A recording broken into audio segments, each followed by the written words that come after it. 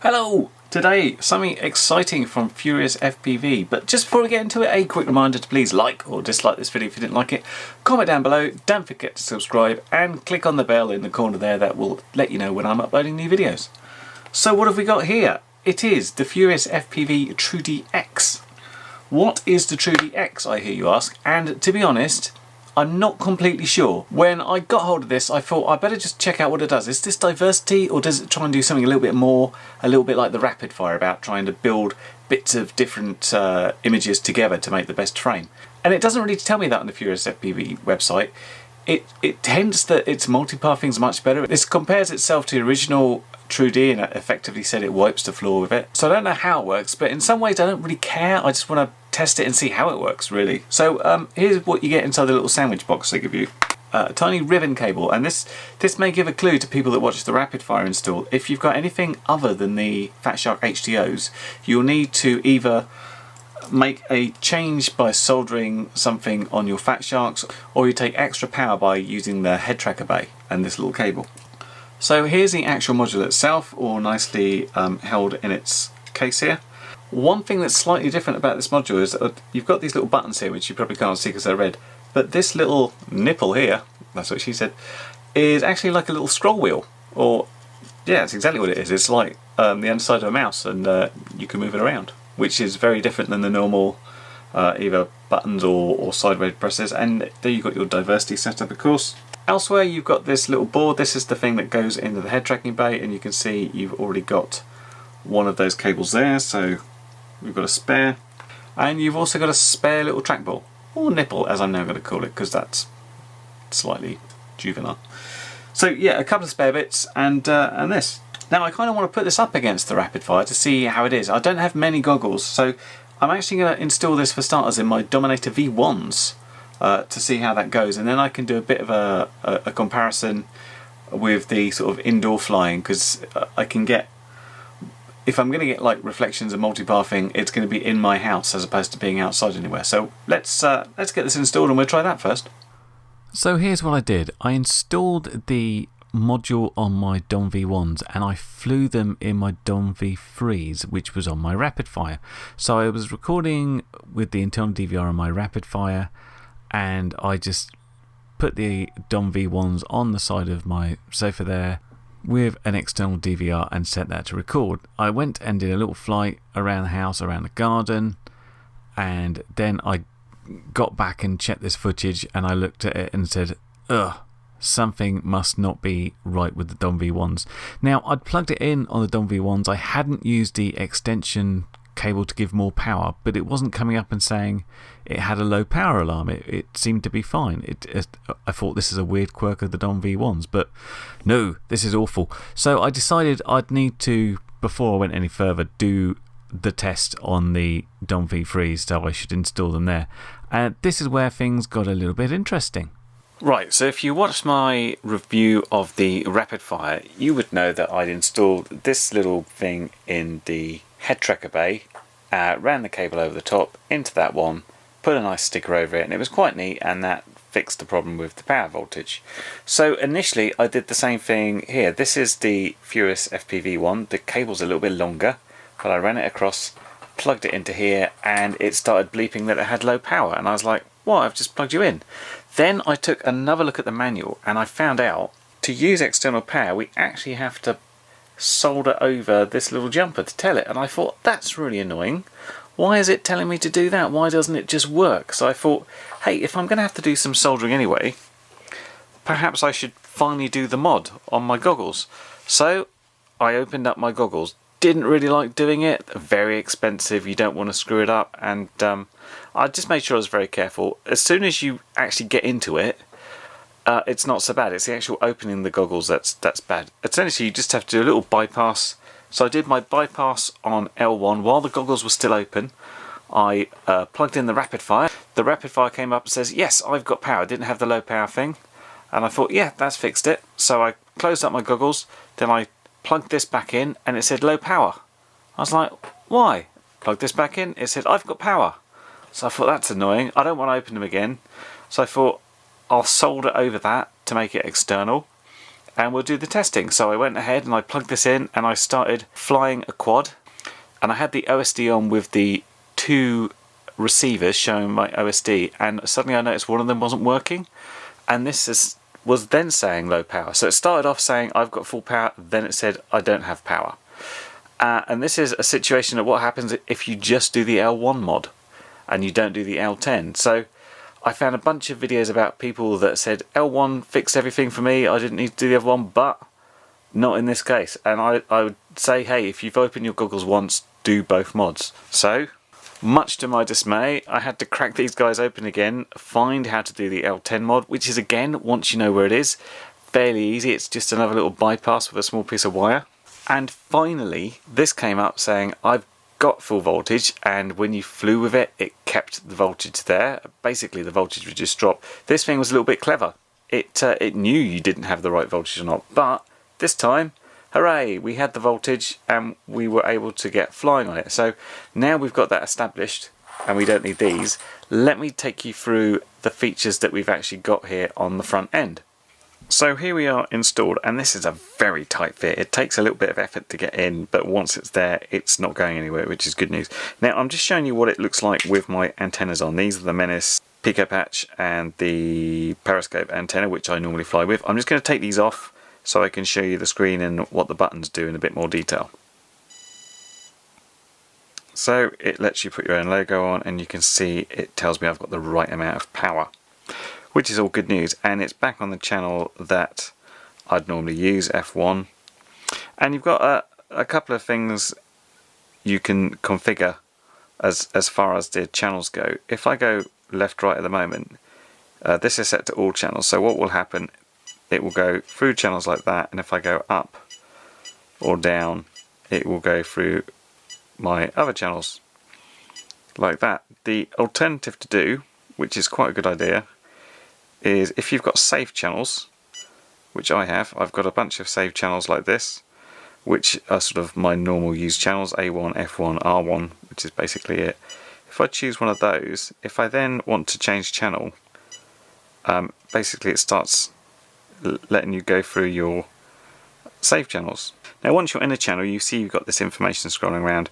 You can then go up and down to change the various display of this. Now this is going to make sense when we got something plugged in. So let me just quickly plug a quad in, and you will see now you've got some graphical information about basically your signal on the 2 antennas. Obviously I've got nothing plugged in here, but my quad is close enough. So the one I generally like is this one, because it shows me an actual percentage of what I got on each of the antennas, tells me my channel band and number and the actual frequency there. So let's talk about these buttons, because this one is a quick search, this one is exits. So let's give it the case of I was on R7 and I wanted to find a signal quickly. If I just hold down this quick search button, it will go off and scan everything, and it will come back and say, hey, it's either A7 or F1, and for me it's actually F1, but A7 is pretty close, and that's your fast way of getting to channel. The other button's for exit, so if you're going through this thing and if you want to get out, you can just press that bottom button. That's better if you're in the main menus and you don't have to sort of go along to where the actual exit is. Now one thing that's really useful on these is that everything you can see on this outer display here is replicated on the goggles, i.e. the bits you look through. So you can be wearing these and you can actually sort of go into the main menu, you can go all through everything, and it should work quite well. Now what I found is the recording on the DVR, sometimes when you're in the OSD it shifts down and you lose some of it on the recording. It looks fine in the goggles. I think it might be something to do with the changing type of video signal, but yeah, it doesn't seem to like that well. Hopefully this is working, because it seems to be not too bad when you haven't got any signal coming in. Anyway, so let's go through what we've got in here. You've just seen save channels, where if you want to go ahead and change one of these channels out, you can hold down the button and you can change it, delete it, or do whatever. So if I wanted to say, I want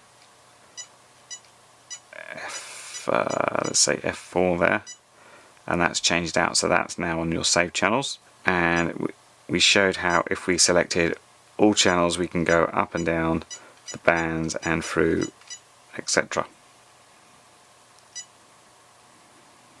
So Smart Search, which is exactly the same as pressing that button, that's your fast way of doing it. And it never wants to come out early. Well, I can't find it, says, because I've just turned that quad off. And then you've got the band scanner, which is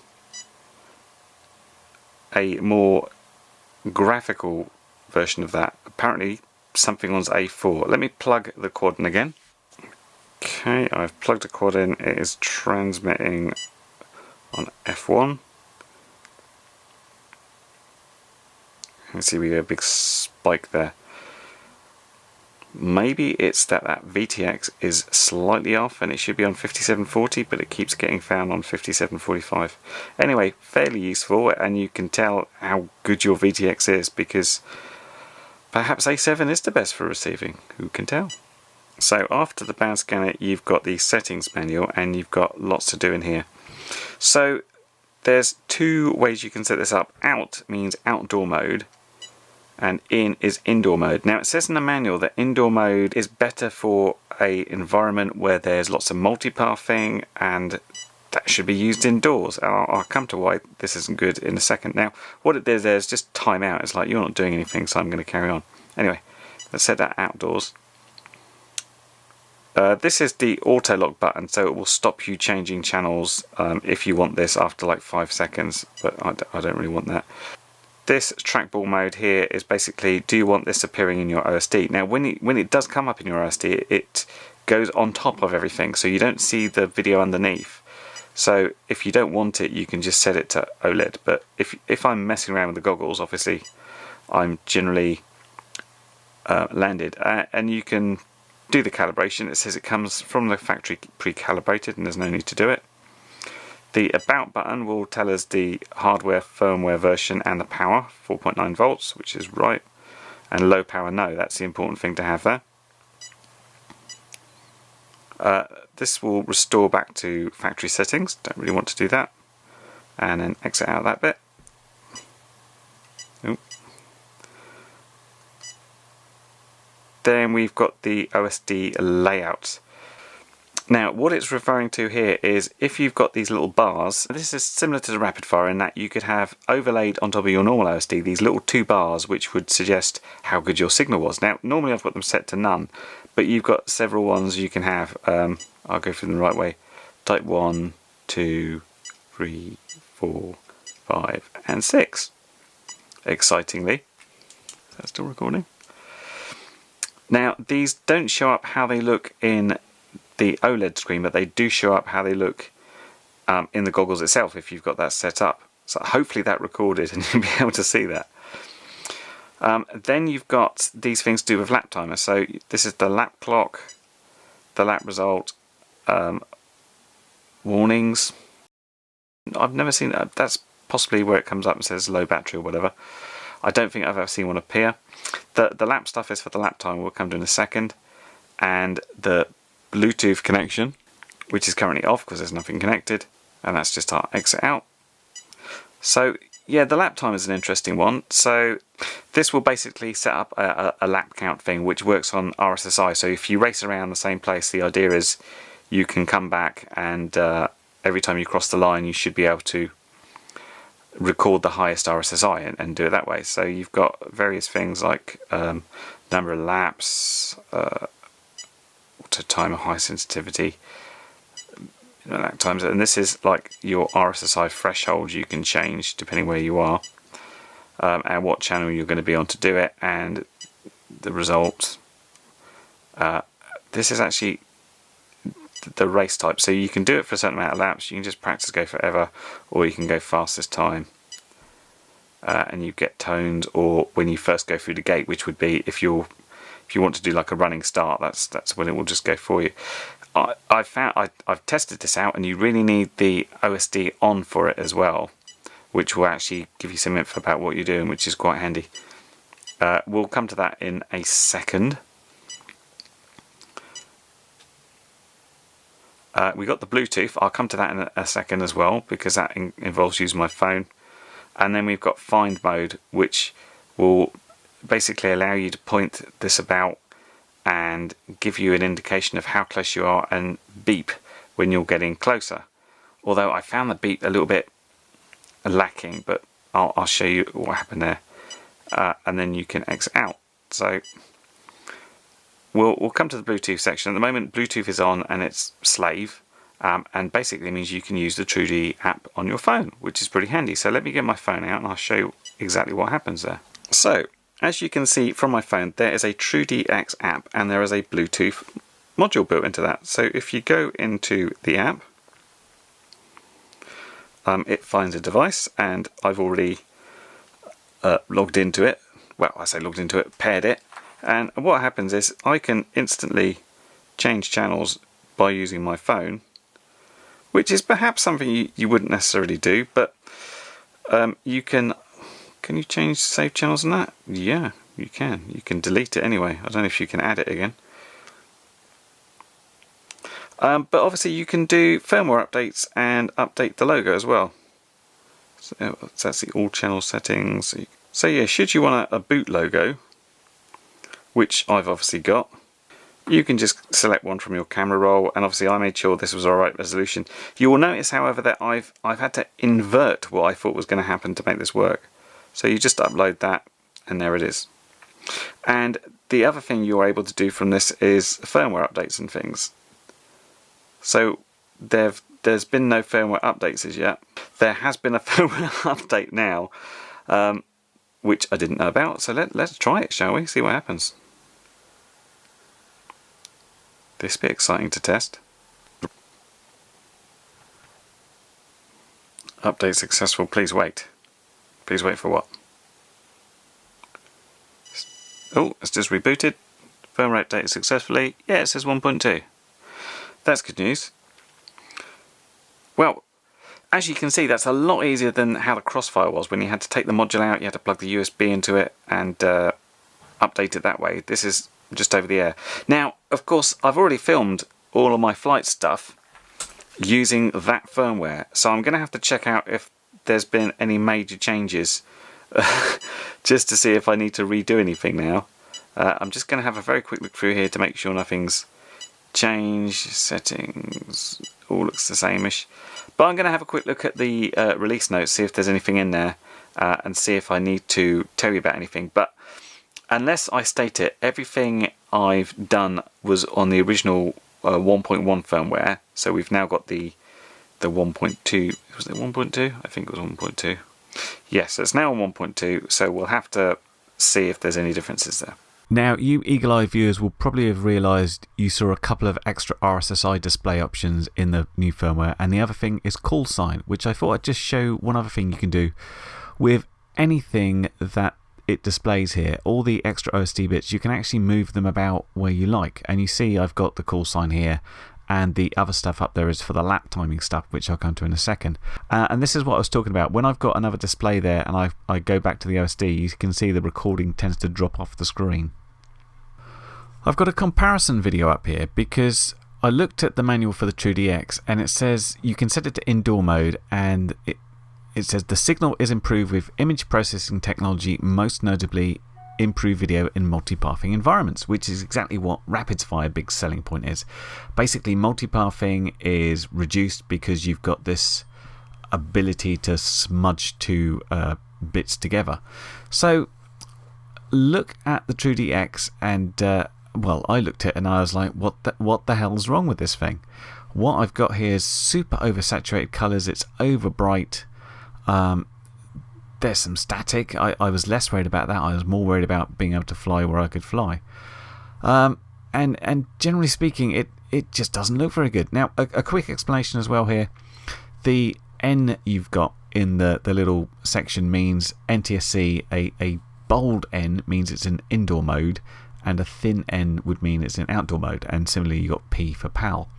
So yeah, I looked at these and I thought something's really wrong here. I mean, the RapidFIRE colours look right, the True-D colours look wrong, essentially. And I raised this with FuriousFPV, because I thought, have I done something wrong here? And this is where I get to one of the good things about Furious, and that's their support mechanism. And they said in this scenario, indoor is still under development, use outdoor for now. So what I did, I went and put the True-D X in outdoor mode, and I went to refly, and I'm putting it against the previous video with the RapidFIRE for comparison, and you can see that the colours are a lot truer. There's none of this oversaturation or over brightness. I've managed to give myself a different little RSSI indicator, but essentially things are an awful lot better. Now I would say that in times where you've got a slightly dodgier signal and you're getting the multipathing, you will see that the True-D X gets more static on the screen than the RapidFIRE. This is RapidFIRE's sort of killer app, if you like. When you're in a situation where there is high multipathing, it will reduce that static. However, and there were no release notes for 1.2, so I wrote to FuriousFPV again, and I get a response in 24 hours. I do love their support. And aside from them saying, yes, the 1.2 updates, the call sign, the more RSI indicators, the other thing we went and fixed was the indoor mode. So let's go and fly indoor mode again and see if we've got a difference this time. So we're on the 1.2 firmware. This is outdoor mode for reference. So let's go and swap that over to indoor mode and have the screen halfway off in the recording. And yeah, it looks broadly the same, which is a vast improvement already over last time. Now, I wasn't sure exactly how much they improved the signal. They said colours and signal. So the colours looks good. Let's have a look at the signal. Now, I should explain, for today, it's absolutely hammering it down outside. Normally, I'd go out, I'd fly down that alleyway, so I had a good indication of the worst signal it can get. But it's due to rain the next few days, and I thought what I'd do, I'd fly it, I'd see if there was any significant improvement in the picture, to see if I basically got static where I had static before, and if it looks significantly better, then I'd have to wait and try it outside. But I have to say, it looks broadly the same, perhaps a little bit better, but I was seeing static in the goggles, and I was like, yeah, I can see this isn't up to RapidFIRE standards of avoiding static, but at least I can see where I'm going. The colour's good. So yeah, I would have to say, in terms of what they've done on 1.2 on indoor mode, they've certainly fixed the colour. That's much better. I can't really see a particular difference between flying in indoor mode and outdoor mode as far as multipathing goes, but you know, perhaps this is something that's going to get worked on even further.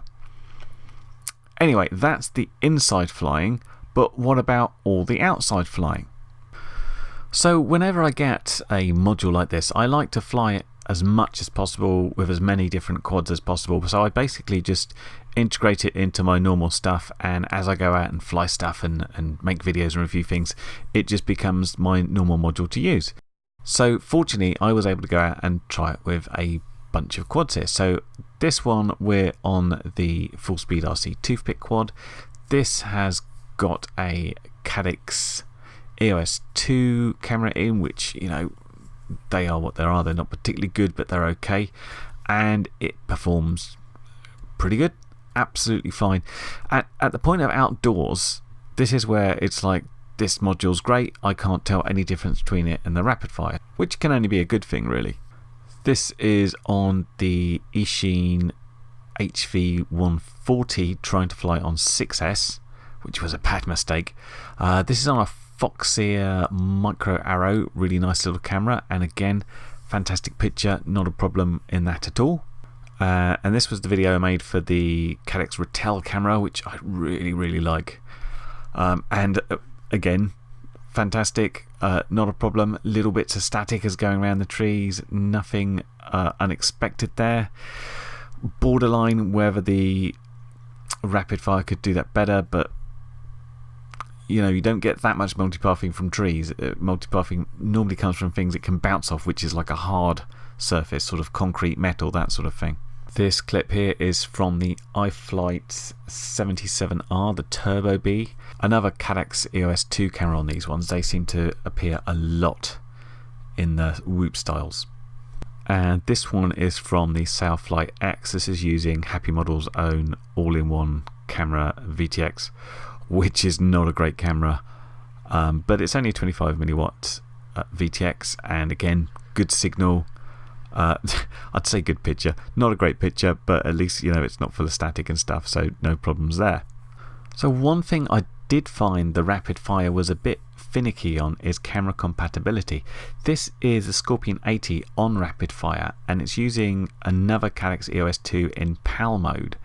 And I changed the RapidFIRE settings to Legacy, which is supposed to give them maximum compatibility, but you can see we're having a real issue here, and we've got like wavy lines and stuff like that. Now let's have a look at this same quad on the True-D X, and look at that as a transformation. Looks like a different quad, doesn't it?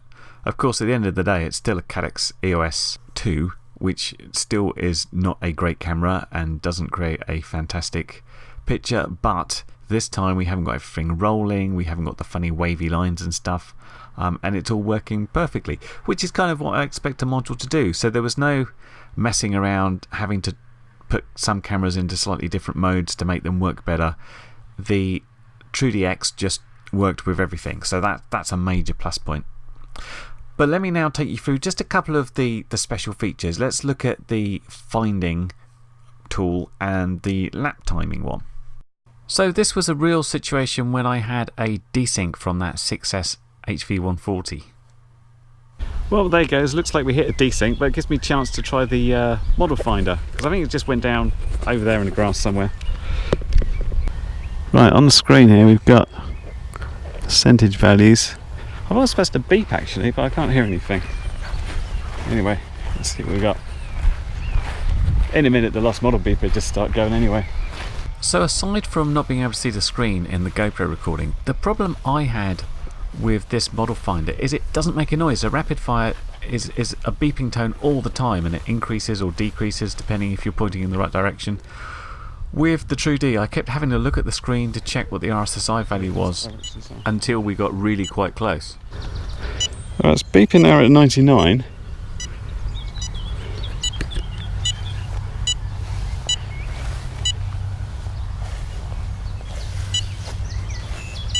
Oh, I see. So this is like...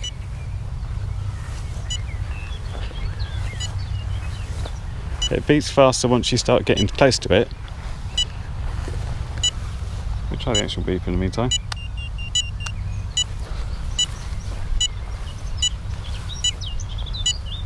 God, this is deep grass.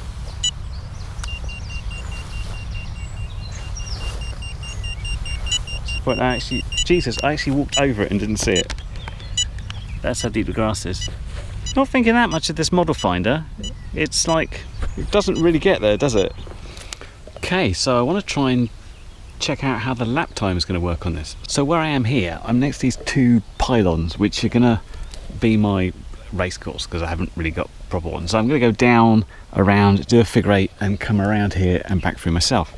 Now, what the goggles should do is the RSSI and the receiver should get this peak measurement of the VTX as it comes past. So I'm going to start here, and I'm going to use this little quad, which has very knackered props, so you have to excuse me on that one. And the basis is that as I go past here, that should be the peak RSSI, and it should count my lap every time I do one. I'm not going to try and go fast, I just want to see if it basically works. This isn't that different to the way a lot of lap timers work now. In the start-finish gate, they'll have a bunch of receivers, and they'll measure that peak RSSI individually, and they'll do all the computerized timing and stuff. But let's see what it works. If it approximates some sort of lap timing, then that'll work. Start again. Oh, that's better.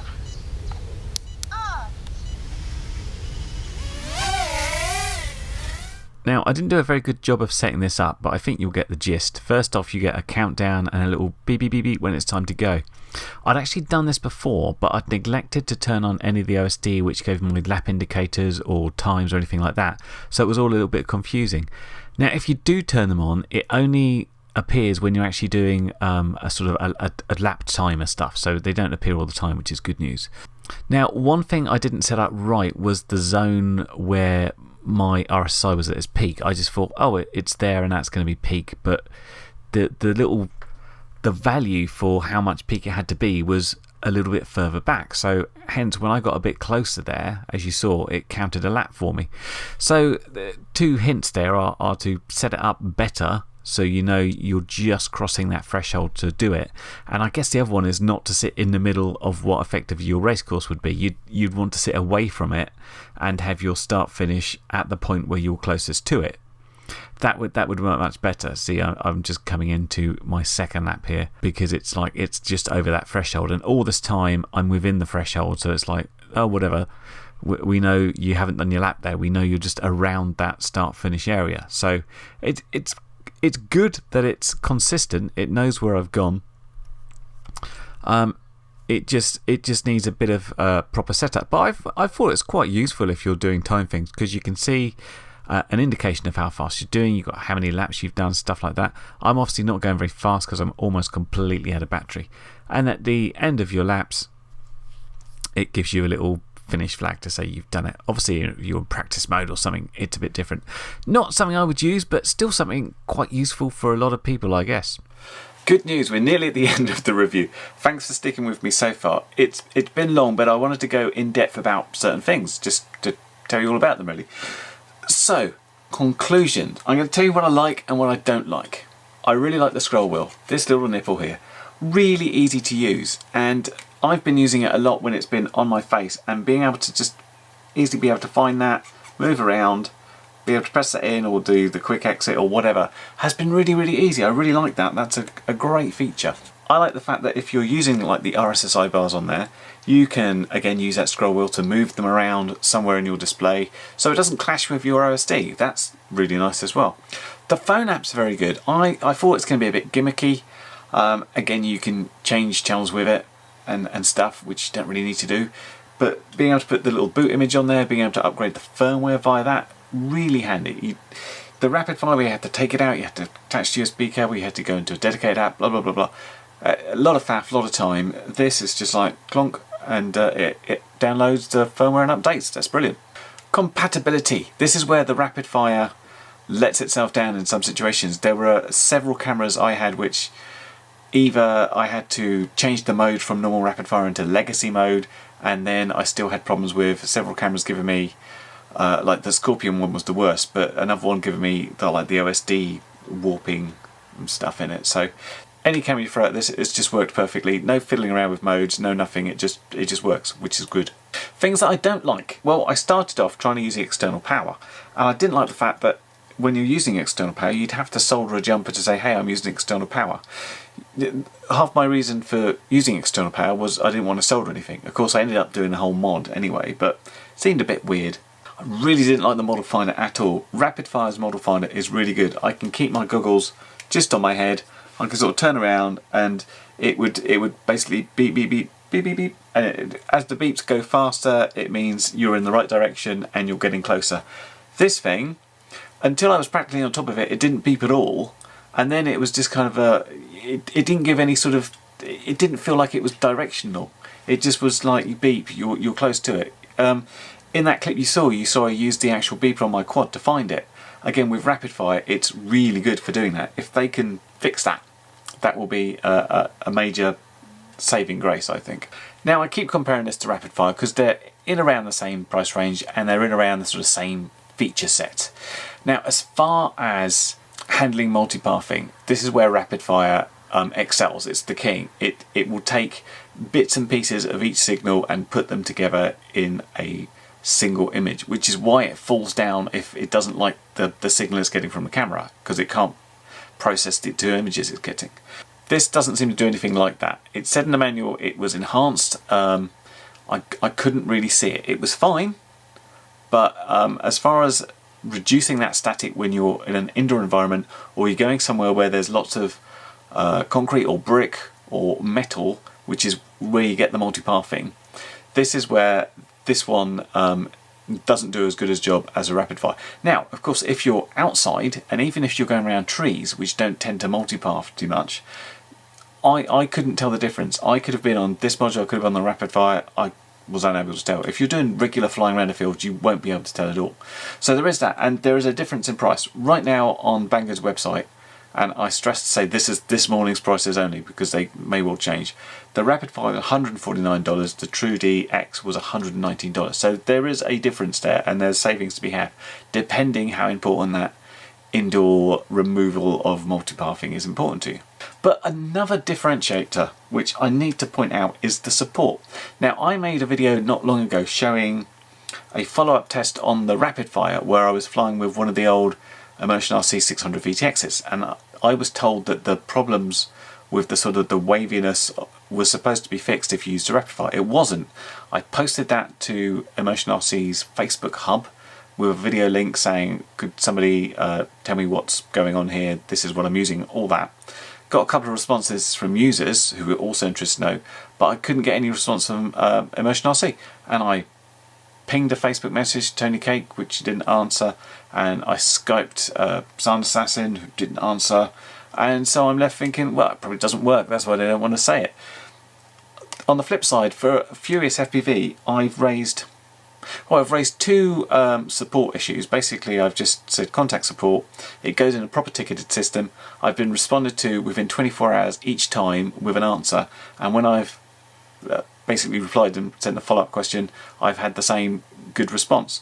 So I'm really impressed with their response, and I'm hoping that translates into feature sets, because I know the original Furious FPV, the True-D original module, lots of people absolutely swore by because they said it was really good. The firmware improvements were really nice, so perhaps the development continues and the firmware becomes better and better on this, and it gets more feature rich and it fixes the bits and pieces I don't like. Like, I don't like the fact that when I'm doing a DVR recording and I go into the thing that the thing drops off in my recording. It's fine in the goggles, of course, but I wanted to show that original footage because I wanted to show the change it had. So the indoor flying stuff using indoor mode on the original firmware was horrible, and they fixed it. So now the colour's right. Hopefully they'll do some more fixes, and maybe they'll be able to remove some of that multipathing. We don't know. We'll see. Anyway, in conclusion, it kind of depends where you are and what's important to you. It's like multipathing removal but worse compatibility versus much better compatibility, maybe not as good multipathing but a good support structure. The choice is yours. You know, both very good modules depending what you're doing and what is your real place you want to fly more. But this one, of course, has been the True-D X from FuriousFPV, and it was supplied for review by Banggood, so thanks to Banggood. They will, of course, be links down below where you can get this, and I'll put a link for the RapidFIRE as well if you want to check that one out. Until next time, I hope this has been helpful. Thanks for sticking with me so long, and I'll see you next one. Bye for now. Well, you've made it to the end of the video, so thanks once again for watching. If you like what you saw, then please consider subscribing, and if you really like what you saw, then be sure to check out the link to my blog for a variety of ways in which you can help support this channel.